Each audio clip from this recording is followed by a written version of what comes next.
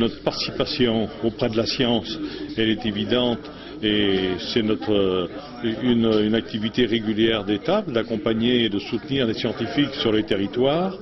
Nous n'avons pas de base organisée sur ces territoires des îles éparses.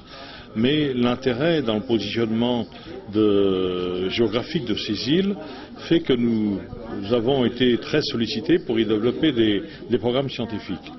Et la mise en œuvre de ces programmes scientifiques se fait à partir du Marion, puisque le Marion Dufresne est un navire océanographique. C'est d'ailleurs le premier navire européen océanographique. Il est composé quand même d'un ensemble de laboratoires, de 650 mètres carrés de laboratoires. Ça veut dire qu'entre les escales sur ces territoires, sur ces îles, qui seront l'occasion de faire des prélèvements, de faire des analyses, des mesures, il y a toute une activité qui va se dérouler aussi sur le bateau pendant le transit entre les îles.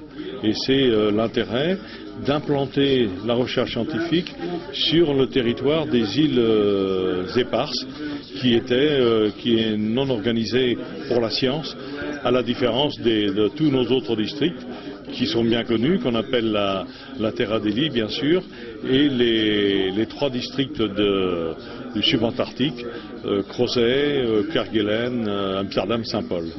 Et ce qui fait aussi l'intérêt de ces territoires, c'est l'échelonnement sur l'ensemble de l'hémisphère sud, en partant de Glorieux jusqu'en Terre Adélie.